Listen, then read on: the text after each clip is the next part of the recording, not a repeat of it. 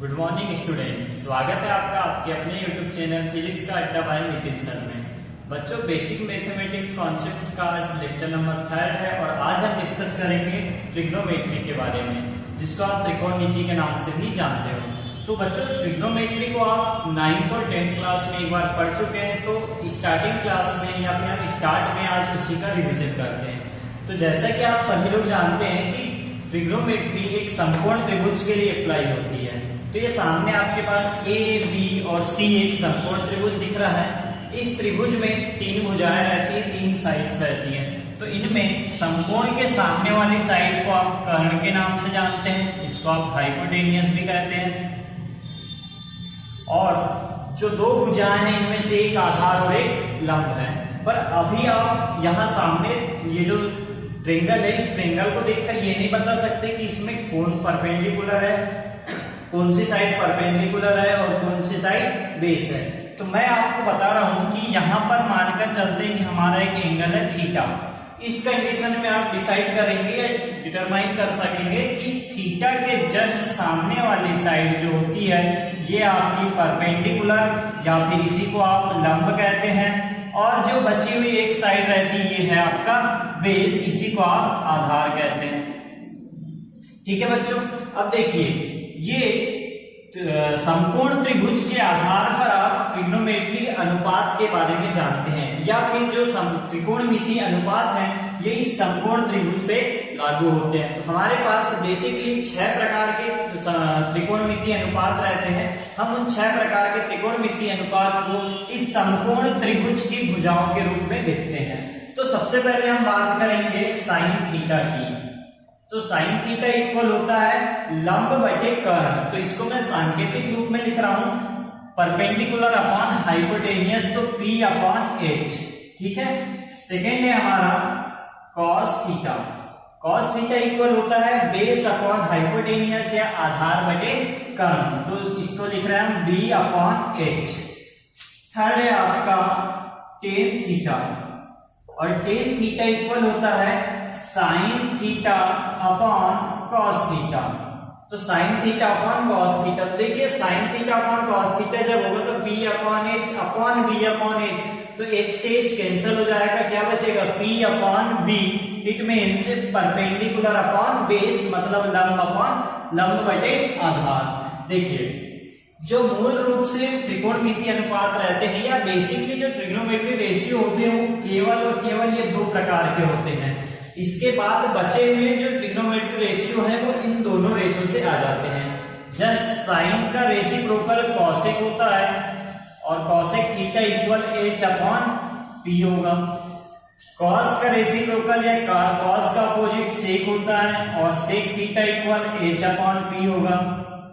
Ten का reciprocal cot होता है, और cot theta equal B upon P means base upon perpendicular, और दूसरे फॉर्म में साइन और कॉस के रूप में देखें तो cos theta upon sine theta होगा। ठीक है बच्चों, यहां तक कोई प्रॉब्लम है आपको? तो इसको आप एक बार लिख लीजिए या स्क्रीनशॉट ले लीजिए।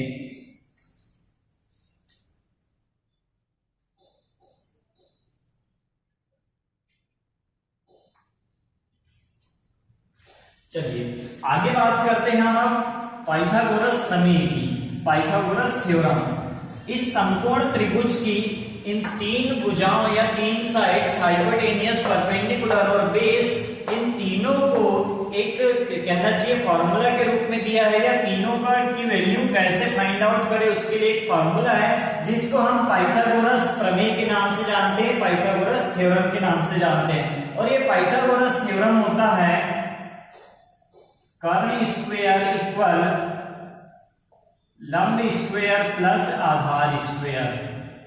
इसको आप इंग्लिश में लिख सकते हैं hypotenuse square equal perpendicular square plus base square. और यहां आप साइड्स के फॉर्म में अगर लिखना चाहें तो AC square equal AB square plus BC square.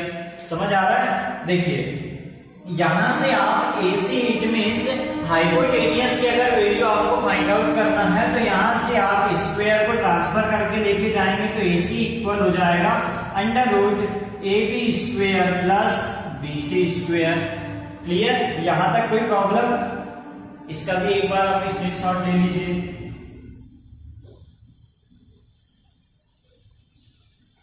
चलिए इसके बाद हम ट्रिग्नोमेट्री के कुछ बेसिक फार्मूले की बात करेंगे, और ये बेसिक फार्मूले आप 10th क्लास में एक बार पढ़ चुके हैं, हम फिर से उनका रिवीजन करते हैं। और जो मैथ स्ट्रीम वाले स्टूडेंट हैं, मैं जैसा कि पहले भी आपको बता चुका हूं कि वो मैथ सब्जेक्ट में इंडिविजुअल वहां पर पढ़ लेंगे, पर आज हम बात करेंगे फिजिक्स रिलेटेड या फिजिक्स ओरिएंटेड फार्मूला की बात करेंगे। तो इन फार्मूला को आपको अच्छे से पढ़ना है और अच्छे से याद करना है। तो फर्स्ट फार्मूला है आपका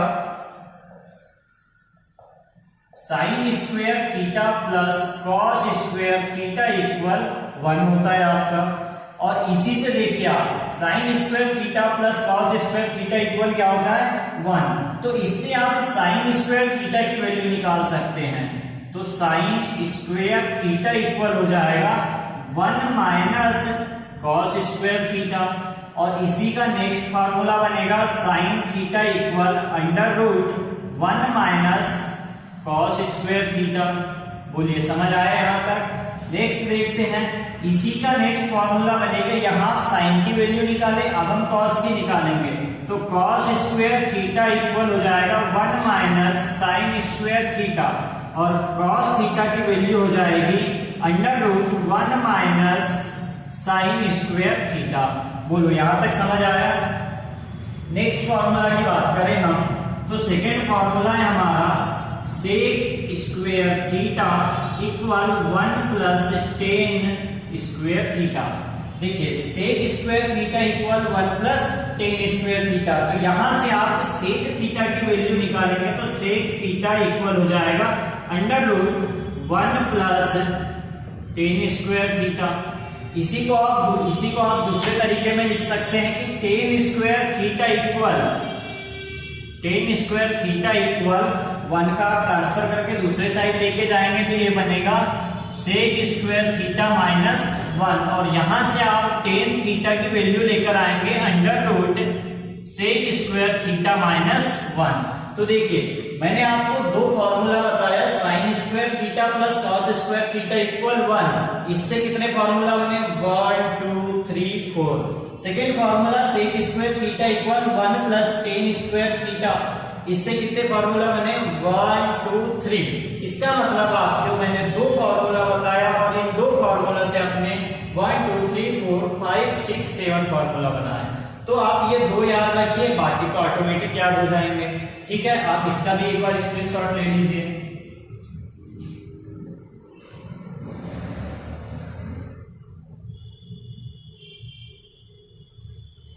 चलिए थर्ड फार्मूला है आपका, देखिए थर्ड फार्मूला है आपका यहां पर cosec square theta equal 1 plus cot square theta. Cosec square theta equal क्या हो गया आपका? 1 प्लस कॉट स्क्वायर थीटा। तो यहां से आप अगर कॉसेक थीटा की वैल्यू लेकर आएंगे, तो ये कॉसेक थीटा की वैल्यू हो जाएगी under root 1 plus cot square theta. और नेक्स्ट अगर हम कॉट स्क्वायर थीटा की वैल्यू लेकर आना चाहें, तो कॉट स्क्वायर थीटा की वैल्यू हो जाएगी cot square theta equal cosec square theta. 1 को ट्रांसफर करके ले आए तो कॉसेक स्क्वायर थीटा माइनस 1। वहीं हम बात करें अब कॉट थीटा की, तो कॉट थीटा की वैल्यू हो जाएगी आपकी under root cosec square theta minus 1। तो इस प्रकार इन तीन फॉर्मूला से आपने 1 2 3 4 5 6 7 8 9 10 फॉर्मूला फाइंड आउट कर लिए। ठीक है बच्चों, इसका आप एक बार स्क्रीनशॉट ले लीजिए।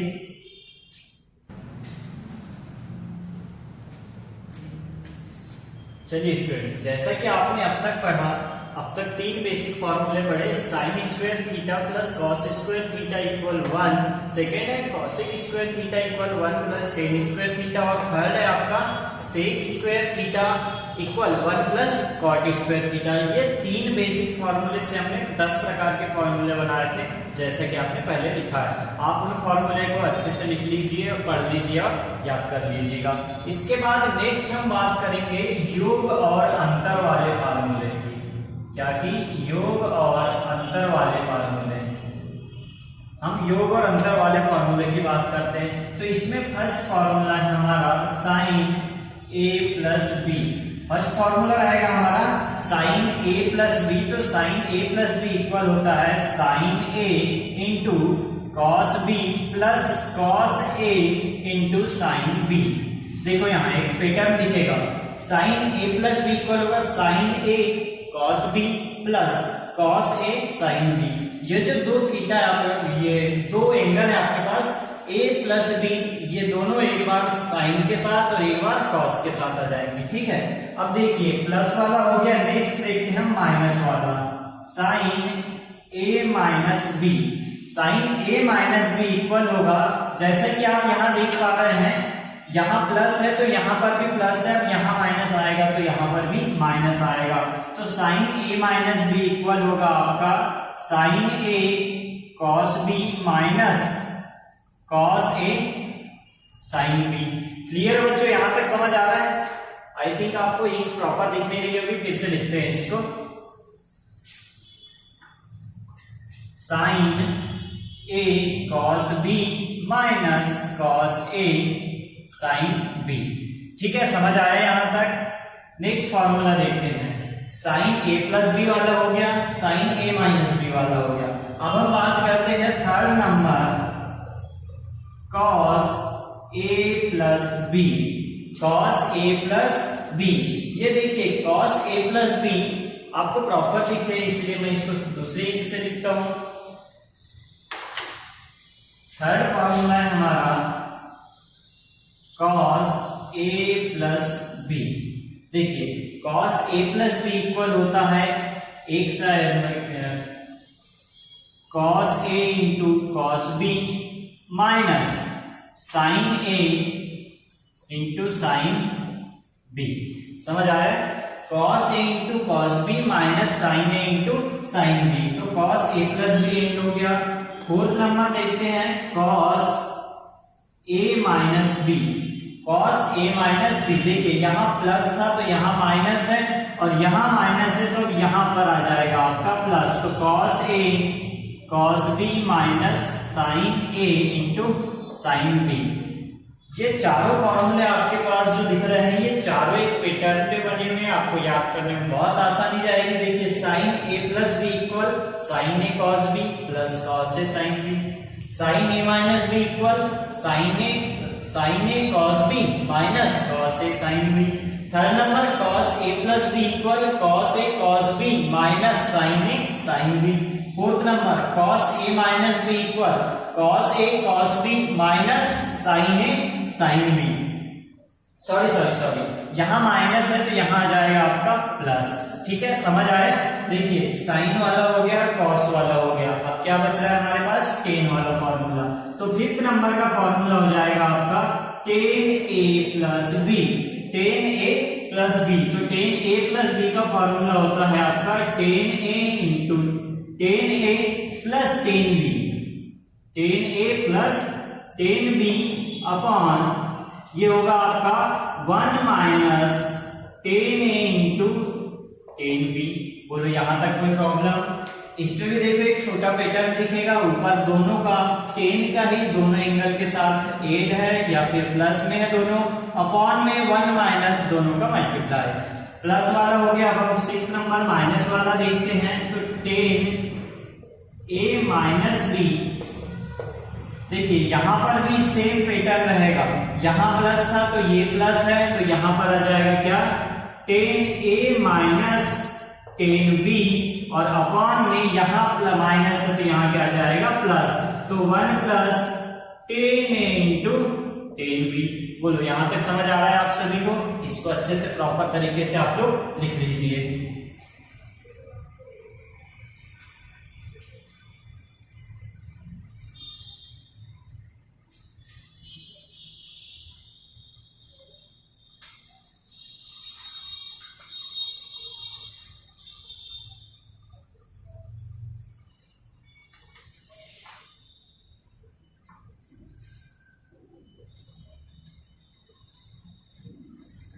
चलिए नेक्स्ट फॉर्मूला की हम बात करें तो नेक्स्ट फॉर्मूला रहेगा आपका 2 थीटा वाला।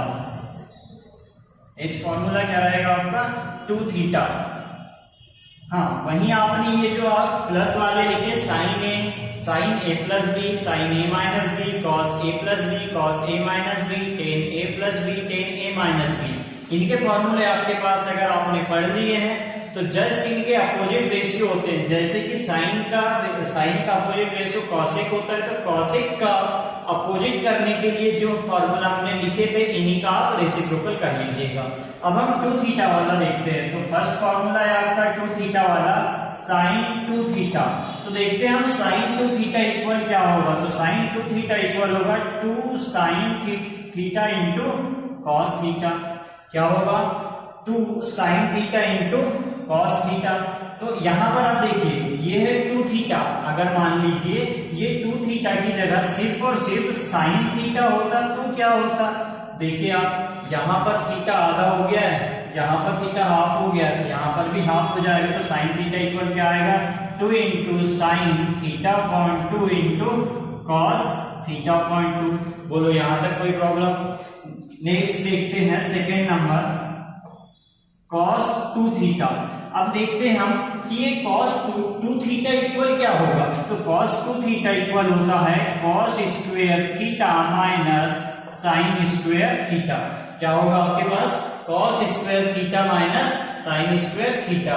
सेम इसके जैसे यहाँ पर भी कंडीशन आएगी कि यहाँ 2 थीटा है, अगर मानकर चलो कि ये थीटा हाफ हो जाए, cos थीटा हो जाए, तो ये क्या होगा। तो ये होगा cos square theta by 2 minus sine square theta by 2। Clear है बच्चों, समझ आ रहा है। इसी को आप दूसरे तरीके से लिख सकते हैं cos 2 थीटा को 2 cos square theta minus 1, 2 cos square theta minus 1। किसको लिख सकते हैं आप cos 2 थीटा को। और इसी का अगर मानकर चलिए इसको आप 2 थीटा की जगह थीटा में लिखना चाहें तो ये लिखेंगे आप 2 cos square theta by 2 minus 1। बोलो बच्चों यहां तक समझ आ रहा है। इसी को आप cos 2 थीटा को लिख सकते हैं cos 2 theta equal 1 minus 2 sign square theta. क्या लिख सकते हैं 1 माइनस 2 साइन स्क्वायर थीटा। और cos थीटा के लिए इसको आप लिखेंगे 1 minus sine square theta upon 2। देखिए अब यहाँ पर आप कंफ्यूज हो सकते हैं कि सर आपने काका पढ़ा हुआ है, काका पढ़ा हुआ है ना, काका पढ़ा हुआ है। देखिए हम बता रहे हैं आपके कि काका पढ़ा है। cos 2 थीटा को आप cos square theta minus sine square theta लिख सकते हैं। इसी cos 2 थीटा को आप 2 cos स्क्वायर थीटा माइनस 1 लिख सकते हैं। और इसी cos 2 थीटा को आप 1 माइनस 2 साइन स्क्वायर थीटा लिख सकते हैं। क्लियर। तो ये आपका फर्स्ट हो गया, मानकर चलो A, B और ये C। cos 2 थीटा को आप 3 प्रकार से लिख सकते हैं। ठीक है। अब देखिए अगर ये 2 थीटा की वैल्यू हाफ हो जाए, cos थीटा हो जाए, तब की कंडीशन में आप उसको क्या लिखें। तो यहाँ cos थीटा को आप इस फॉर्म में थीटा बाई 2 ये लिखे, इसको आपने ये लिखे और इसको आपने ये लिखे, बस इतना ही किए हैं। ठीक है। तो इसको भी एक बार आप लोग लिख लीजिए।